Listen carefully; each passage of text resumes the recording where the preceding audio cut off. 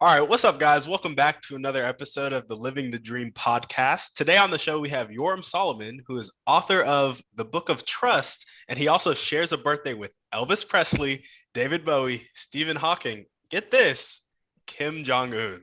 So, Yoram, how you doing? I'm good. I'm good. My birthday is about to be celebrated in North Korea, so I'm good.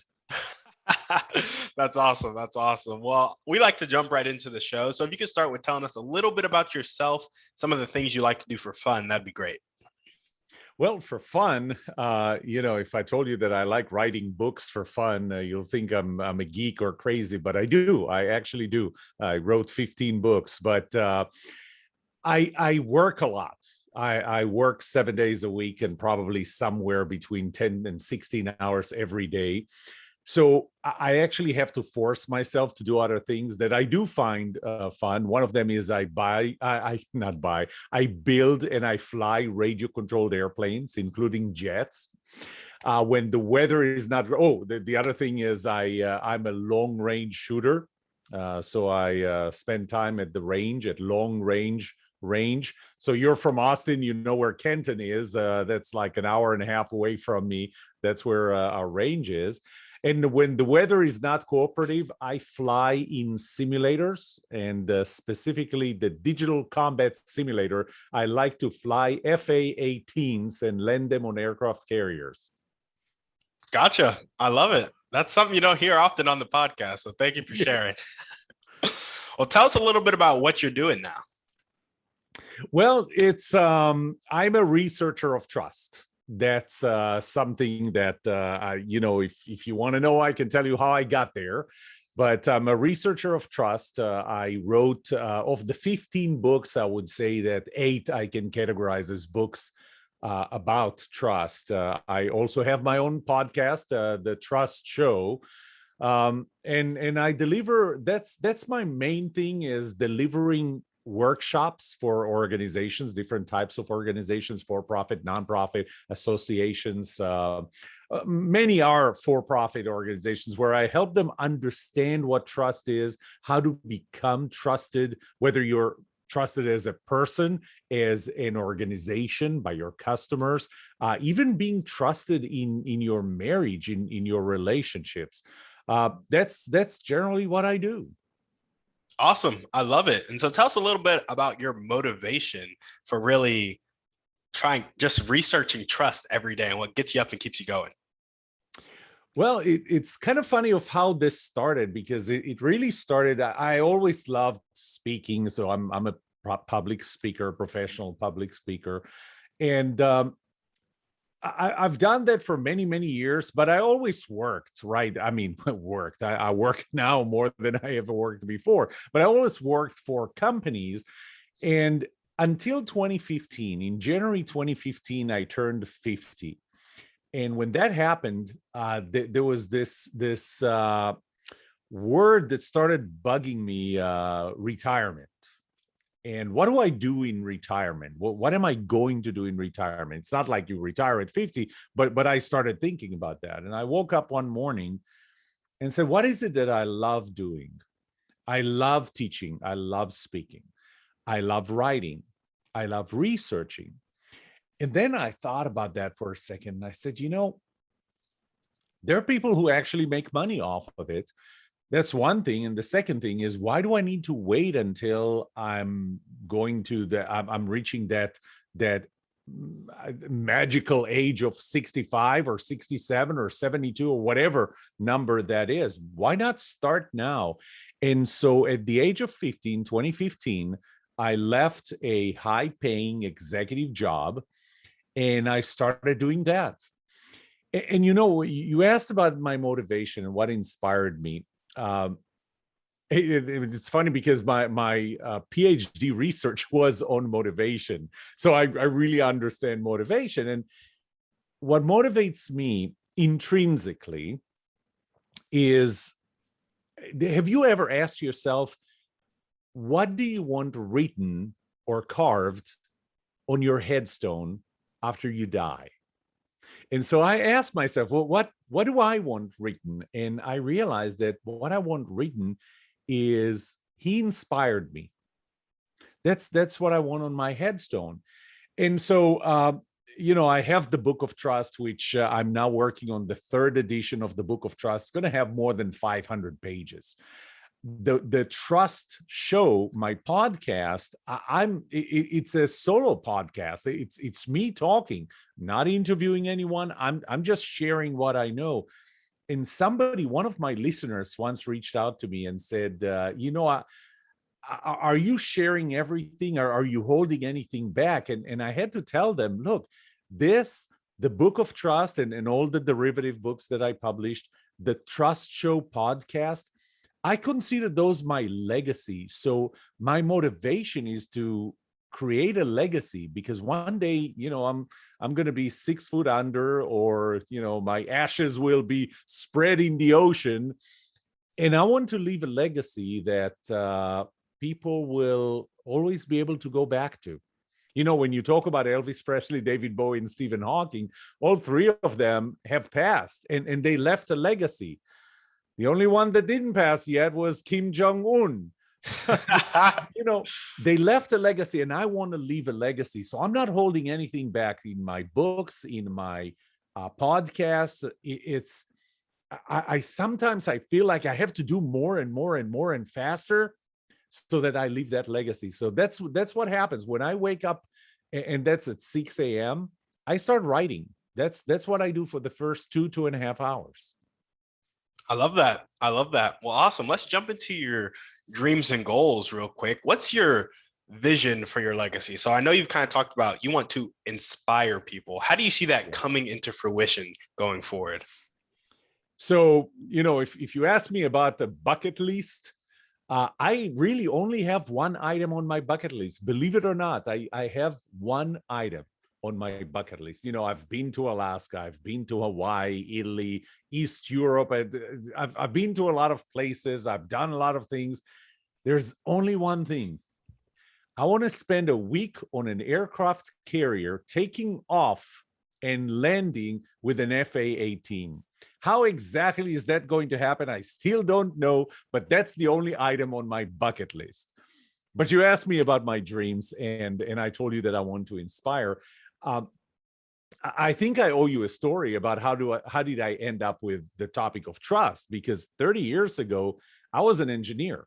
I was developing hardware and software, electronics, hardware and software. And if you told me back then that 30 years later, I'm going to be talking about trust, giving workshops on trust, having 15 books, 8 of which have the word trust in their title, I would have thought that you're crazy.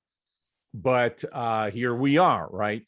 So what happened was I was always involved with innovation.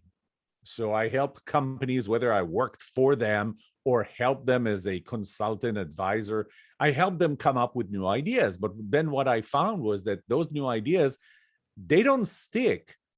And that was the time when I started working on my doctoral research. And so I'll tell you a story about that. When I started working on my doctoral research, my mentor, my dissertation committee chair, wanted me to come up with a topic. And so I keep coming up with a topic, with different topics, and he keeps knocking them down. I don't know if you heard that. When you do your PhD, when you finish your doctoral, the last thing that you do is to defend your dissertation.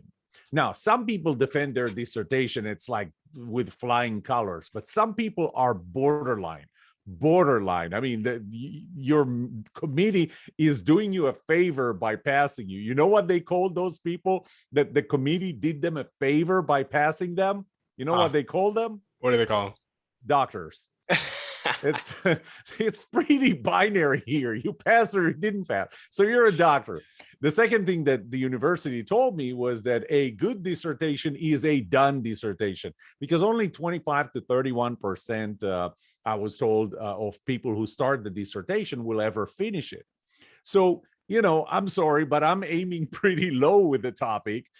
And my mentor keeps pushing back, and he keeps pushing back. And at some point he said something. He said, I want you to come up with a topic that's going to improve your life and the lives of others.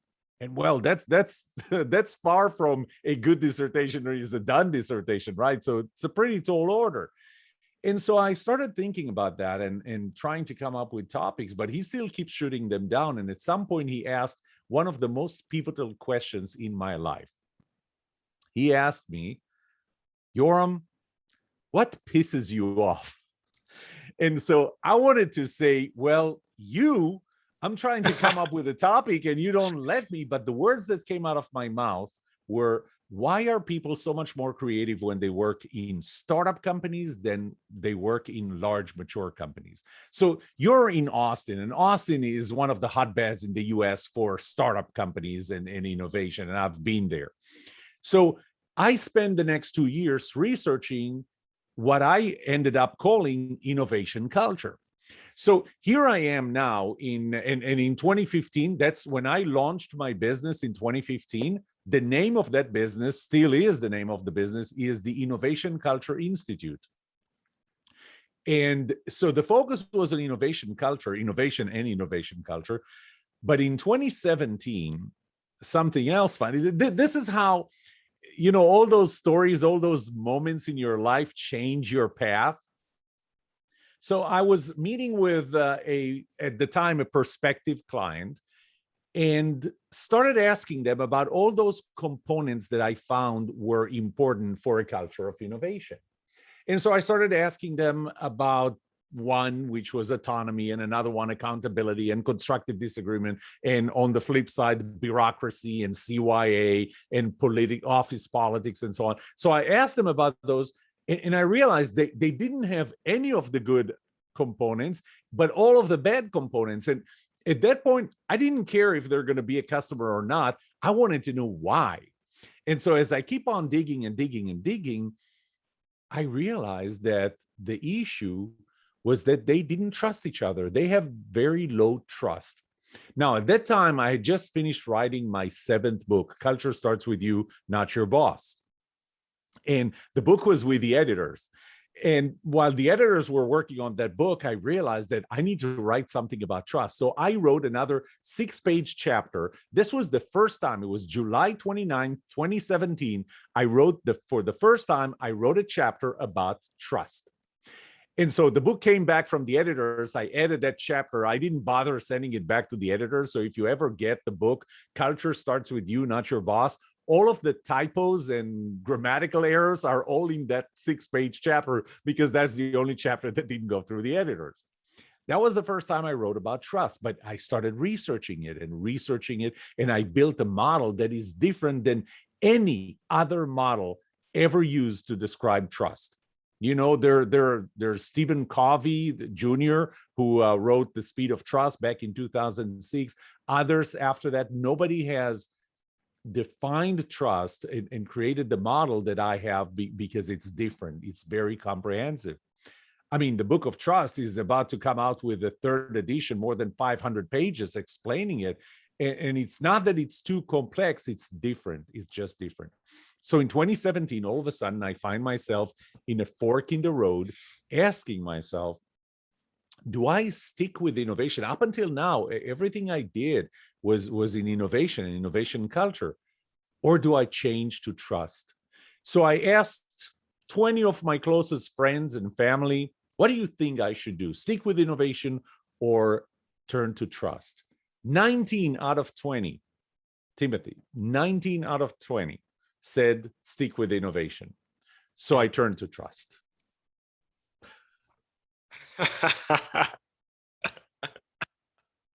That's hilarious. Explain to us your rationale right there. Why did I decide? Well, there are a couple of reasons, or several reasons. Reason number one is always keep in mind, people who care about you, they don't want you to get hurt. Their way for you to not get hurt is to pull you to their comfort zone. Whereas if they really want you to be successful, they need to push you away from your comfort zone. So I realized 19 out of 20 pulled me into their comfort zone. They wanted me safe, but I wasn't going after safety. I was going after making a difference. The second reason, or another reason, was that I realized that trust is a lot more broad, a lot broader than innovation or innovation culture. I mean, I realized that trust is the foundation. Innovation is something that you build on top of it. What I also realized was that if you start working on innovation, it's like you start building a building from the second floor. You don't build from the second, you don't start with the second floor. You don't even start with the first floor, which would be the culture component. You start with the foundation. And you and I live in Texas, where, you know, pretty much every house needs foundation repair. And that's Pretty because much. when they built them, they didn't think about the fact that they're laying on clay and you need to put foundation. But so you start with a foundation, and trust is the foundation. So now the question is, do I start at innovation culture, or do I start with the foundation that's trust? The other thing is, even though innovation is pretty pervasive to all aspects of life, it's not as pervasive as trust is. And it spoke to me. And I, you know, there's that moment where you go, I think I just found my mission. And that was it. I didn't feel that when as much as I did with innovation, as much as I researched innovation culture, I didn't feel that I found my mission as I did when I would say, stumbled across trust. Absolutely. I love that. I love that. And so tell us a little bit about, bringing that whole story back into your vision for your trust movement going forward. Talk to us about that. What do you mean by the trust movement going forward? You've created this model. You're in the third edition of your book. What impact do you want it to have on what impact and on who going forward? I got you. So in my opinion, the way, one of the things that whenever you read a book, so first of all, I read pretty much every book that came out on the topic of trust. Some of them are not very good, but I'm in a position right now, being a thought leader or an expert in the area of trust, that I can't afford to say, if somebody asks me, have you read this book about trust, to say, not yet, not really. So I pretty much read every book that comes out on trust, and every article, and I do my own primary research. But what I found was that while every other model talks about, every other model is pretty much universal. Okay. So the way it's universal is in assuming that whatever you do, that's going to make you trusted. And if you do the other thing, it's going to make you less trusted or untrusted. And that's not true, because, and this is one of the things that makes my model and my approach to trust so unique, is because I look at trust as relative, not as universal, not as absolute. And I have to give you an example. So I have two daughters, and one of them had just graduated from college, and the other one is third year in college. So one day I saw that they were signing up for classes, and when they sign up for classes, they went through a website called ratemyprofessors.com. Have you heard of that website? I used to rate my professors on it. Yeah. So ratemyprofessors.com. And I looked at it, anonymous reviews of students who actually attended classes with a specific professor, and they write what they think about that professor in that specific class. And I thought, wow, this is brilliant. So wait a minute. I'm a professor. I actually teach at SMU, Southern Methodist University. I teach entrepreneurship. Do I have a page on ratemyprofessors.com? So I went to ratemyprofessors.com and searched, and I found myself. And so my students were putting reviews. And first of all, I would tell you that I rate, I believe now, about 4.5, which is, pretty high up there. But, being a perfectionist, I go, wait, it's out of 5. Why not 5? Who gave me something less than 5? So I'm starting to look, and I'm finding this review. Okay, it's 5 out of 5. Yorams, Professor Solomon is awesome. He cares about you, and he teaches you how to create businesses and so on. It's a great, great review. Then I look at the next one. 1 out of 5. So I don't have any 2s, 3s, or I think I have 1 4, but it's 5s and a few 1s. So I'm looking at the 1, and the 1 says he's condescending, arrogant. He uses his own content as course material and so on, but he's a good grader. So, it's not all bad. And here's the thing that surprised me. I looked at those reviews, and I look at 2 reviews that were 5 out of 5, and 1 review that was 1 out of 5. And the reviews are anonymous, so I don't know who the students are. But what I can tell is that they sat at the same class, in the same semester, at the same time. How can students have such different views of the same person? I was obviously the same person in the same classroom at the same time, because it is relative. And one of the main components in my model, it's actually the component with the highest correlation to the level of trust, is personality compatibility. We don't have to be identical. We don't have to be similar. Sometimes you probably heard opposites attract, right?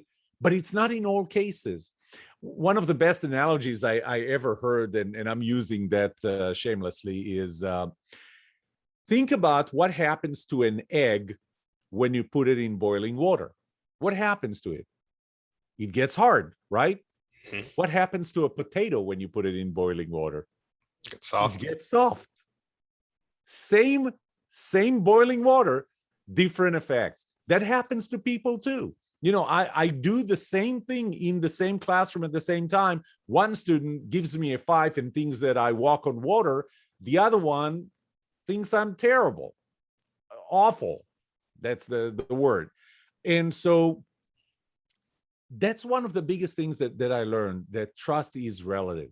The other one is that when we want to build trust, it's so easy for me to say, Timothy, if you want to earn my trust, here is what you need to do. Here is what you must do to earn my trust. Instead, the building block of trust is my own trustworthiness. So I kind of adopted what JFK said in 1961 in his inaugural address, when he said, you remember, he said, ask not what your country can do for you, ask what you can do for your country. I say, ask not what the others can do to earn your trust, ask what you can do to earn theirs. So whenever I do my workshop, what I do is, my workshops typically have 3 parts. The first one is the inspirational part. I explain what trust is. I tell a lot of stories. I explain the 8 laws of trust that I observed over the years. The second part is the educational part, where I explain the model with the 6 components, the who you are and the what you do.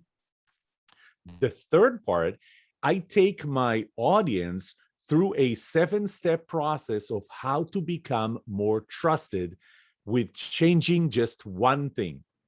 And it's not the same thing for everyone. I mean, I've done this. The largest audience I had was 3,550 people.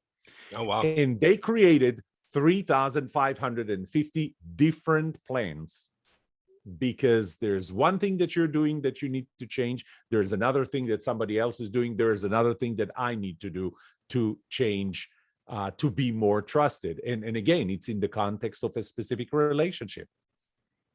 I love that.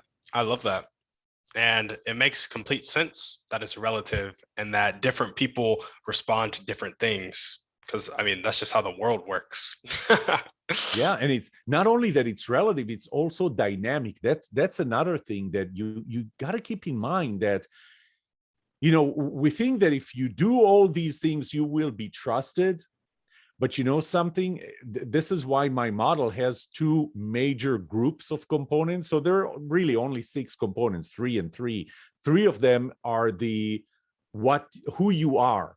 Okay, this is kind of your brand. This is your competence, our personality compatibility, the symmetry in our relationship. Symmetry in our relationship has an impact on trust. So, if we are both working for the same company, and across the wall is a what we would call a shared or a common enemy. The enemy can be enemy literally. The enemy can be a tight budget or a tight schedule. As long as we share this is on the other side of the wall, and you and I are on the same side, that helps build trust. It's when we are not on the same side, when we're competing for promotions or things like that, that's when we start losing trust. So these are the who you are, but trust is dynamic. It changes with every interaction. So with every interaction, you will be bringing positivity or negativity to that interaction. It's going to be accelerated by time and intimacy in that interaction. So keep in mind that it's not like you check those boxes and now you're trusted. It's dynamic. It's you can never let go. You have to focus on what you do in every interaction, because in every interaction you can gain trust or lose trust. Absolutely. I love that. Relative and dynamic. Yes. Awesome. Awesome. Well, if there were one or two people you could meet right now that would help you take the next step towards really, it was spending a week on a F-18, right? Taking off and landing. Yes. So one of them would be the pilot sitting in the front. So because without that pilot, well, actually, I'll tell you, I am a pilot, not jets, not fighter jets. I am a pilot. And two, I've done enough, I think, on a simulator that I might be able to land it on an aircraft carrier. The thing is that the consequences of me being wrong are pretty severe. Yeah. But you're not asking about the F-18. Well, that too, but also just, spreading your message and getting more business coming into your consulting practice. So I really think that there is always the element of luck. And you can create your own luck. When I was still dealing with innovation, I remember once I had this idea for a company, a technology company, and the board of directors listened to it and said, wow, this is a great idea. One of the board members came to me and said, great ideas like this happen once in a lifetime. And I'm thinking about my own history and going, wait, no, I had more than one in my lifetime. So, but I thought about the analogy, great ideas are accidental. And I said, you know what? I agree that great ideas are accidental, but you can put yourself in a situation where those accidents happen. And so, think about, you're in Austin. So think about, you want to have an accident. You want to ride your bike and you want to have an accident. I don't know why, but you want to have an accident. If you ride your bike in a park, nothing's going to happen because there are no cars driving in the park, right? If you're serious, if you want to have an accident, take your bike, take it on 35 during rush hour, right? You're going to have your accident in the first 5 minutes, if not less. Yep. So I think that one of the things that I am doing is not waiting for things to happen, but actually putting myself in places where, there's the podcast and social media, and you keep on doing that. But I do believe that there is an element of luck, and that is one day a person notices that and says, whoa, this is very, very cool. My books are very comprehensive in how they address trust. And I write, I know it's going to kind of sound a little arrogant, but I write well. And the podcast is interesting, and I get that from feedback from the audience, but it's that one person that has 2 million followers that's going to say, this is cool, and put a link to it. These are the type of things that will change everything.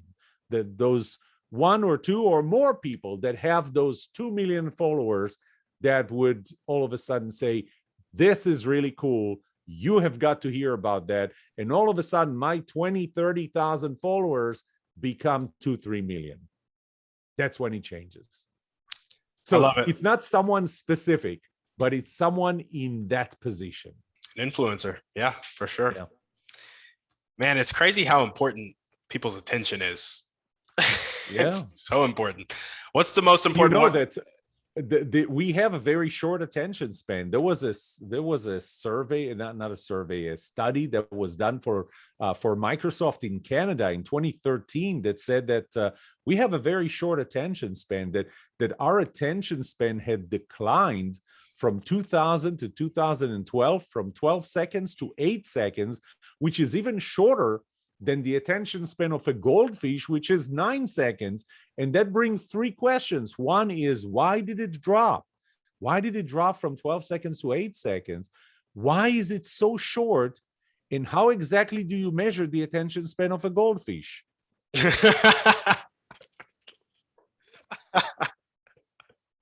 Oh man, that last question got me. That was funny. um, yeah, awesome. Well, name the most important one or two things that everyday people can do to help you keep pushing forward. You know something? You're doing it right now. You may not have 2 million subscribers or 20 million subscribers or followers, but every person that says this was cool, you guys have to listen to him, that does it. That just does it. Everyone who's listening to your show, and I hope you're going to have, you know, I heard somebody once being very critical at whose podcast are they going to go on, right? I mean, I'm not going to anybody's podcast unless they have at least 200,000 followers. I'm not that person. I will go to somebody's podcast if they have one follower. You know what? Because I can help them. Not just that they can help me. I can help them. Because the next thing that I'm going to do, just like you're going to advertise the podcast, I'm advertising it as well on my website, and I share it with others. It's help. You're helping me. I'm helping you. But every person that says this is really cool, you have got to hear about that, is that one thing that's helping. Yeah, absolutely. I love that. I love that. Well, awesome. Now we're going to jump into our Thriving Three, where I get to hear a little bit about you and what you do to thrive. So, what's your favorite book, movie, or podcast? Pick one. Can we go with a TV show? TV show works. Okay, The West Wing. There is nothing like The West Wing. Best TV show ever. I was watching the West Wing on the treadmill every day. So this is a show with like 22 episodes per season, 7 seasons. And I watched it probably 4 times, maybe 5 times. Last time after I stopped watching it on Netflix, like within a month, I wanted to start it again, and it was gone from Netflix. And just today, I found it on HBO Max. So the West Wing, I mean, the wittiness, the sharp, how sharp they are, the dialogues there, the impact of people there, it's just it's inspiring. That's my most favorite TV show ever. I love it. The West Wing. What's one way you like to care for yourself? You know, it's taking those breaks. It's forcing myself to take breaks. It's as I told you, I work 7 days a week, 10 to 16 hours a day. I love what I do. Don't get me wrong. I love what I do, but you have to sometimes break away. When I started with innovation, it was actually creativity, not just innovation. So creativity as the individual function. Innovation, I consider more of an organizational function. When I started researching creativity, I came across this interesting study. You know where you are, where you get your most ideas? Where do people get their most ideas? You know where? The shower? The shower. I knew you were going to say that, but you know what? Research actually showed that 74% of people get their ideas in the shower. And I try to understand, why is that? And I believe I did reach an answer, and it's actually a process. And so I built this 4-step process of how do you get creative. I have to be creative in what I do. You have to be creative in what you do. So what is the process? Step number 1 is gather as many ideas as you can. You just Don't restrict yourself. Don't pigeonhole yourself to this one area. That I don't just read about trust. Right now, I'm reading about the person who was one of the driving forces, a biography of a person who, Jennifer Doudna, who's the one of the driving forces in coming up with the COVID-19 vaccine. And so open your mind, get as many ideas as you can. That's number one. Number two is actually do nothing. Just let those ideas incubate in your head. Trust me that at some point they will come out at the right moment and merge and connect. And when those ideas connect, okay, I'm starting to heat things around me. When those ideas connect, that's when you get magic. Step 4 is go to the shower, because in the shower, your brain is in neutral. And when your brain is in neutral, that's when you allow those ideas to connect. Timothy, this would be the time where you ask me, wait, didn't you skip number 3? I missed it. Totally went over my head. I skipped number 3, and I skipped number 3 for a reason. Number 3 is what makes step 4 much more powerful. See, our brains, it's not just that our brains are in neutral when we have ideas. It's the drop in the intensity level of our brain, the activity level of our brain, that makes us come up with those new ideas. So right before step number 4, which would be you take a shower, do something that has high intensity. To me, building and flying those radio-controlled airplanes, some of them are jets. You know, when you fly a jet at 160 miles per hour and you fly in circles and you do all kinds of aerobatics with it, as soon as you land and it stops, you know what's the next thing that you do? You blink, because for the last 10 minutes, you did not blink, because you blink, it disappears. So those are high intensity activities.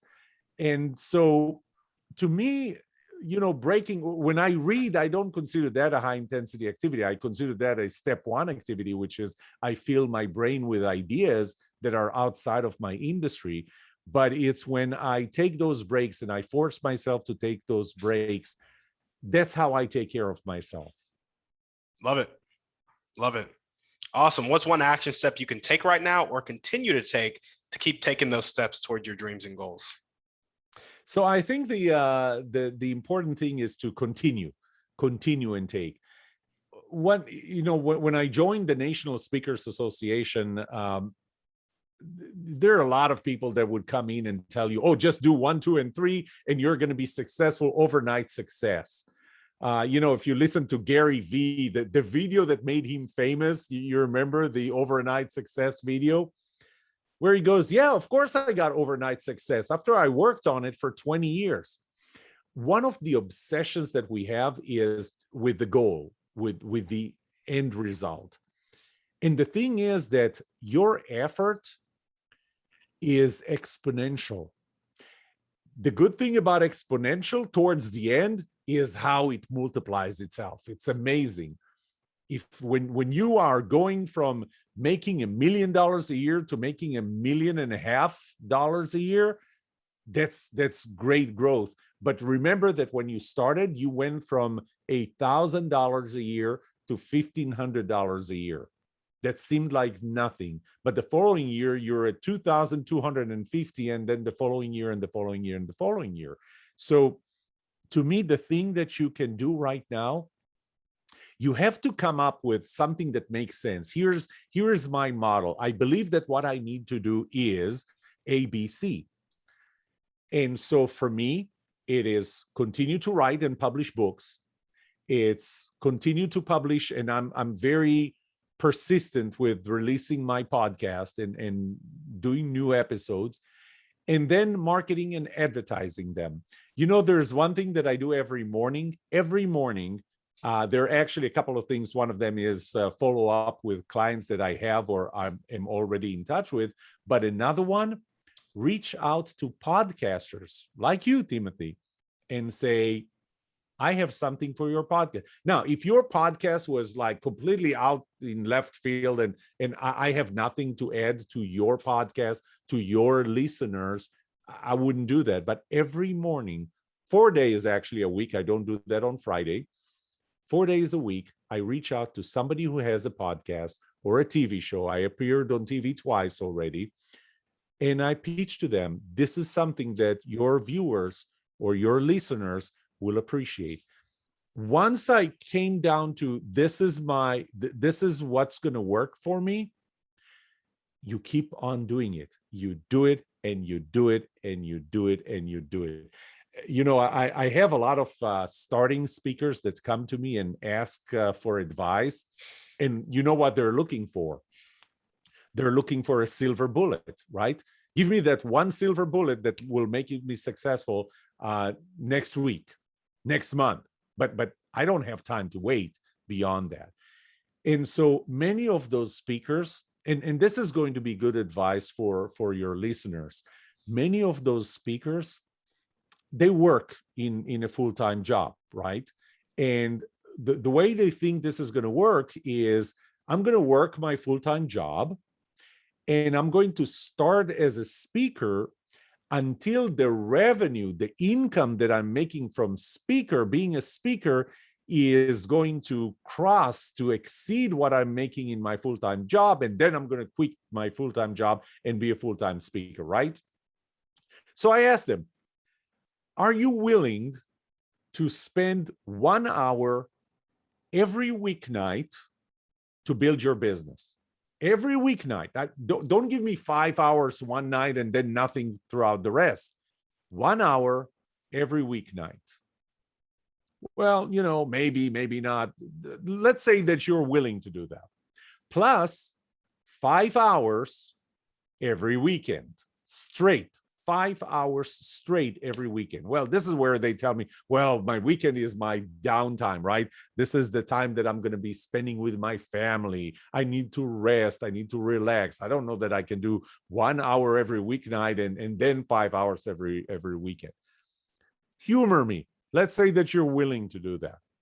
That's 10 hours every week of building your business.